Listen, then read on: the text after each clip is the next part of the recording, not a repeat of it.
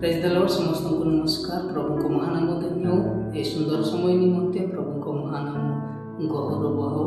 जौन लिखित सुसमाचार 16 अध्याय 23 पदरे एपरि लिखा होछि, जगतरे तुमମାନଙ୍କ निमंते क्लेश अछि, किंतु साहस दर मु जगत को जय करिछि। आम्भे माने ए जगतरे आसी होछि, आम्भे माने गोटे ट्रावेलर। आम्भ मानकर जीवन जर्नी एते कष्ट एते कठिन सफलता हेबा पाई प्रियर भाई भणी माने ए दुनिया रे आम्भे माने आसी होछु। एई अन्याय दुनिया रे, एई अत्याचार दुनिया रे आम्भ मानकर आशा नहीं, भरोसा नहीं, केवल जीशु कृष्ण कटारे आम मानकर आशा भरोसा अच्छी। तेणु प्रियर भाई भूणी माने आम मानकर आशा भरोसा प्रभु जीशु कृष्ण कटारे केवल अच्छी। लोकलिखित समाचार 9 अध्याय 23 पदरे एपरि लिखा अछि, प्रतिदिन आपणा क्रूस घेनी मोहर अनुगमन कर। जीशुक पछरे चल, जीशुक अनुगमन कर।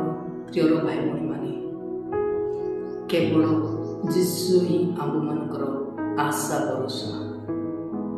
तेणु जीशुक पछरे चल, जीशुक अनुगमन कर, कारण आम मानकर ठिकणा एई जगत रे नुहे।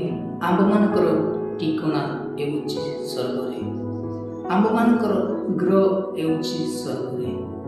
एई अन्याय दुनिया रे, अत्याचार दुनिया रे आमे माने खुशी रे रही पारिबा नाही। एई जगत रे आमे माने आनंद रे रही पारिबा नाही। किंतु प्रियर भाई भणी माने प्रकाशित वाक्य 7 अध्याय 16 पदरे एपरि लिखा अछि, आउ सेठी दुख नाही, भोक नाही, शोष नाही, सर्वदा आनंद अछि। तेणु प्रिय भाई भणी माने मन परिवर्तन करो, जीशु कृष्ण कटारे आस, प्रभु जीशु कृष्ण को अनुगमन करो, परित्राण पाओ। कारण ए जगत रे आमे माने अल्प समय पाई आसी अछु। आमे माने गोटे ट्रावेलर, आउ आम मानकर ग्रह एई जगत रे नुहे। आम मानकर वासस्थान एई जगत रे नुहे।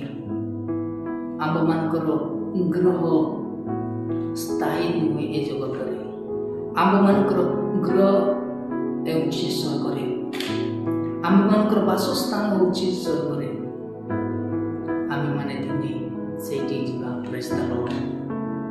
सर्वदा आनंद अछि, सर्वदा खुशी रे रहिबे।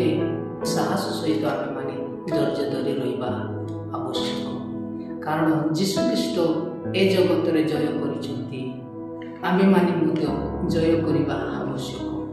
मन परिवर्तन कर, प्रभु जीशु कृष्ण को निकट को आस, समर्पण कर, आ परिधान पाओ।